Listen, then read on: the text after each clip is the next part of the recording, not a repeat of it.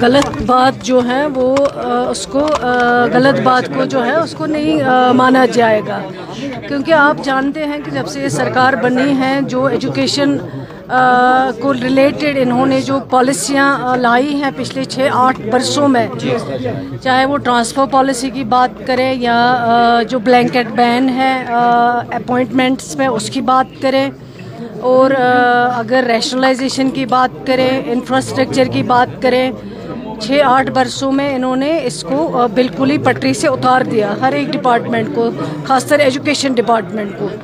तो अब ये फिर बोलना कि डिस्क्रिमिनेशन, और अभी जब से ये सरकार बनी है तब से हमने कोशिश की रैशनलाइजेशन हो, डीपीसीज हो, उनके जो प्रमोशन इश्यूज़ हैं उनको हैंडल करने की, उनको देखने की काफ़ी हद तक हमने इस पर काम किया। जहाँ जम्मू प्रोविंस की बात हो, हमने पुंछ राजौरी से ट्रांसफ़र पॉलिसी की स्टार्ट की थी, और जब ये हुआ तो जब ऑर्डर आ गया उस ऑर्डर में कुछ लोगों ने फिर कंप्लेंट की है कि ये ऑर्डर जो है ठीक तरीके से नहीं किया गया। उसके बाद डिपार्टमेंट ने एक कमेटी बनाई और कमेटी के ज़रिए कहा गया है कि एग्ज़ामिन करो आप, अगर कहीं पे भी शिकायत नज़र आती हैं फिर इसको देखा जाएगा। दैट वाज द रीज़न कि उस टाइम फिर आगे ये ट्रांसफ़र पॉलिसी वहाँ नहीं बढ़ पाई। एक सेकेंड। इसी तरह हमने एजुकेशन डिपार्टमेंट ने CPWs जो पिछले 30 साल में कभी परमानेंट नहीं हो पाए, वो उमर अब्दुल्ला साहब की सरबराही में इस सरकार ने परमानेंट किए।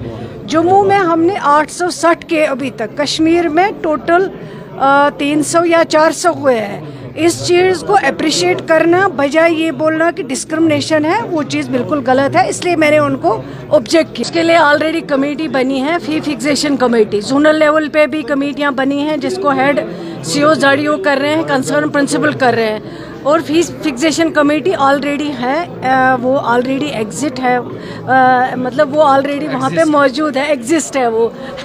तो अगर किसी को भी कोई भी कंप्लेंट हो, मैंने पिछली बार भी कहा, ऐसे हवा में बात करने से नहीं होगा। अगर किसी को कंप्लेंट हो, फी फिक्सेशन कमेटी के पास जाइए, जो जोनल लेवल की कमेटीज़ बनी हैं उनके पास अपना कंप्लेंट दर्ज कराएं, फिर डिपार्टमेंट जो है उस पर कार्रवाई की जाएगी। जो लोग कहते हैं इस सरकार ने कुछ नहीं किया है, लेकिन मैं उन लोगों को आपके ज़रिए बताना चाहती हूँ कि जब से ये सरकार 1 साल में बनी है, हमारे जो मैनिफेस्टो में चीज़ें थे उसमें सबसे पहले रेजोल्यूशन लाना स्टेटहुड को, वो हमने लाया। 370 का रेजोल्यूशन लाना, वो हमने लाया, उसको आगे भेजा गया। एकेडमिक सेशन चेंज करना, वो हमारी मैनिफेस्टो में था, हमने किया। उसके अलावा ओल्ड एज विडो पेंशन को बढ़ाना, वो हमने किया। उसके बाद मैरिज असिस्टेंस को बढ़ाना, वो हमने बढ़ाया। उसके बाद जो क्वालिफिकेशन गैप था वो हमारे मैनिफेस्टो में नहीं था, क्योंकि इलेक्शन के पहले ही किया गया था ऑर्डर, उसको इम्प्लीमेंट इलेक्शन के बाद उन्होंने करवाया जिन्होंने ही किया था।